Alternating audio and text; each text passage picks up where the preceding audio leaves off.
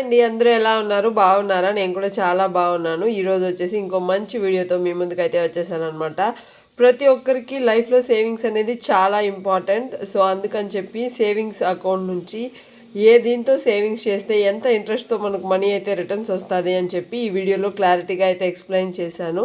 So వీడియోని end వరకు చూడండి, లైక్ చేయండి, షేర్ చేయండి, సబ్స్క్రైబ్ కూడా చేసుకోండి. వీడియోలోకి అయితే వెళ్ళిపోదాం. సేవింగ్స్ అంటే మనకు గుర్తొచ్చేది ఓన్లీ పోస్ట్ ఆఫీసే కాబట్టి పోస్ట్ ఆఫీస్కి వెళ్తాం మనం. రూరల్ బ్యాక్గ్రౌండ్లో ఉండేవాళ్ళు కానీ అర్బన్ బ్యాక్గ్రౌండ్లో ఉండేవాళ్ళు కానీ పోస్ట్ ఆఫీస్ అనేది ఒక సేఫ్గా ఉంటుంది అని మనం అనుకుంటాం కదా. సో పోస్ట్ ఆఫీస్తో పాటు బ్యాంకు కూడా మనకి సేఫే అండి. సో బ్యాంకులో కూడా మనం కట్టుకోవచ్చు.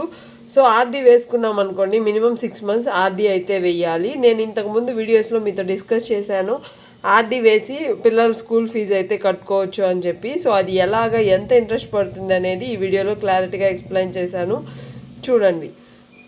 మ్యాక్సిమం 5 years వేయాలి. నెక్స్ట్ 5 to 10 years వేసుకోవచ్చు అనమాట.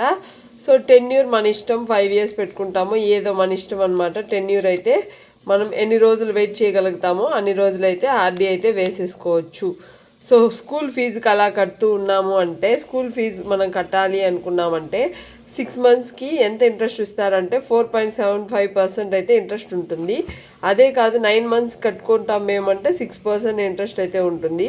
12 months మనం కట్టాము అంటే ఆర్డీ అమౌంట్ 6.70% ఉంటుంది. అంటే మనం కట్టేదాన్ని బట్టి డ్యూరేషన్ పెంచామనుకోండి ఇంట్రెస్ట్ అయితే పెరుగుతుంది. 7.25 వరకు ఉంటుందన్నమాట ఇంట్రెస్ట్. సో నేనైతే ప్రిఫర్ చేసేది 15 months కట్టడానికి ఆర్డీ అనమాట. నెక్స్ట్ 18 months కూడా కట్టుకోవచ్చు. పిల్లల స్కూల్ ఫీజు కాబట్టి 1 year లోపే కట్టాలి కాబట్టి సో 15 months అయితే ఓకే. నెక్స్ట్ 18 months వచ్చేసి 7.25% వస్తుంది అనమాట. 5 years కూడా 7% ఇంట్రెస్ట్ అయితే వస్తుంది. సో ఇలాగా వాళ్ళ ఇంట్రెస్ట్ రేట్ అయితే మనకు క్యాలిక్యులేట్ అవుతూ ఉంటుంది. సో మనం స్కూల్ ఫీజు 1 lakh rupees అనుకోండి, 5,000 కట్టచ్చు. 5,000 divided by 1 lakh divided by 15 వేసుకున్నాం అనుకోండి, మనకి ఎంత అమౌంట్ వస్తుందో అంత అమౌంట్ మనం మంత్లీ కట్టాలన్నమాట. ఆర్డీ వేసుకుంటే మనకు 7.25% పర్ యానం విత్ ఇంట్రెస్ట్తో కలిపి వస్తుందన్నమాట. అమౌంట్ మనం ఎంత కడతామంటే 75,000 మనం కట్టామనుకోండి, 15 monthsకి 3,700 అయితే వాళ్ళు మనకి ఇంట్రెస్ట్ అయితే పే చేస్తారు.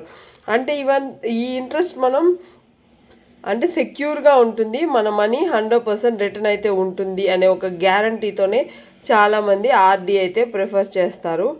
సో ప్రతి ఒక్కరు మన తాతల కాలం నుంచి ఆర్డీ అనేది కొనసాగుతుంది కాబట్టి సో అందరికీ ఒక ఇన్వెస్ట్మెంట్ అంటే గుర్తొచ్చేది పోస్ట్ ఆఫీస్లో ఆర్డీలు, ఎఫ్డీలు, అలాగే బ్యాంకుకి వెళ్ళి ఇప్పుడు కూడా చేసుకోవచ్చు. మన ఇంట్లోనే మొబైల్లో కూడా మనం ఆర్డీలు కానీ ఎఫ్డీలు కానీ చేసుకోవచ్చు అనమాట.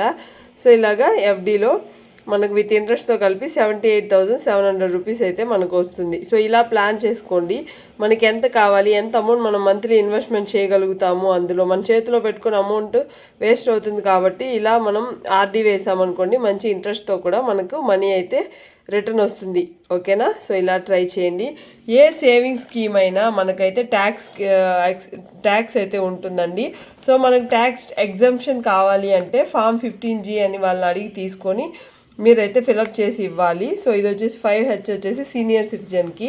సో Form 15G వచ్చేసి మనం క్లారిటీగా యాన్యువల్ ఇన్కమ్ మెన్షన్ చేసి వాళ్ళకైతే సబ్మిట్ చేయాలన్నమాట. వాళ్ళు మనకు ఇప్పుడు ట్యాక్స్లో ఎగ్జంప్షన్ కావాలి, నెక్స్ట్ విత్డ్రా అయిన తర్వాత అమౌంట్ అని చెప్పి మనం అనుకుంటే Form 15G విత్ యాన్యువల్ ఇన్కమ్తో కూడా మనం ఫిలప్ చేసి ఇస్తే వాళ్ళు మనకి ట్యాక్స్ ఎగ్జంప్షన్ అయితే ఉంటుంది. సో దానికి మనకు వాళ్ళ యాన్యువల్ ఇన్కమ్ చూస్తేనే చెప్తారు మీకు ట్యాక్స్ ఎగ్జంప్షన్ వస్తుందా రాదా అని చెప్పి. సో వాళ్ళని అయితే క్లారిటీగా అడిగి కనుక్కొని కట్టండి. ఓకేనా? Next long term deposits. ఇప్పటికప్పుడు మనీ రాదు అనేది ఏంటంటే, ఎప్పుడో ఫ్యూచర్లో ఒక 10-15 years తర్వాత మనీ వచ్చేసి సుకన్య సమృద్ధి యోజన. మీ ఇంట్లో ఒక అమ్మాయి ఉంటే సుకన్య సమృద్ధి యోజన అయితే కట్టుకోవచ్చు.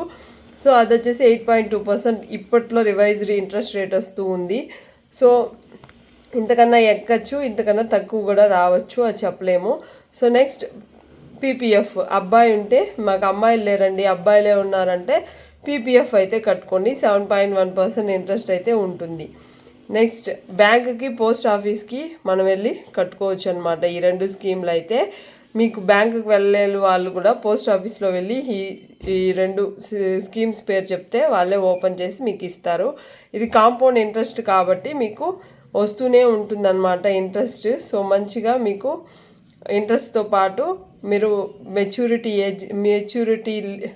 కంప్లీట్ అయిపోయిందంటే మంచి అమౌంట్ అయితే మీకు వస్తుంది. పిల్లలకి హైయర్ స్టడీస్కి అయితే మంచిగా యూజ్ అవుతుందండి. సో ఇలా అయితే ట్రై చేయండి, మీకు మంచిగా యూజ్ అవుతుంది. నెక్స్ట్ గోల్డ్ చీటీ. ఇది వచ్చేసి మీరు ఒకవేళ గోల్డ్ మీద ఇన్వెస్ట్ చేయాలి అనుకుంటే ఒక 10 years ముందుగా ఇప్పుడు కొన్నారనుకో గోల్డ్, ఆఫ్టర్ 10 years అమ్మేయండి, అప్పుడు మంచి లాభం అయితే వస్తుంది. సో ఓన్లీ గోల్డ్ కాయిన్స్ అలాగా కొనండి.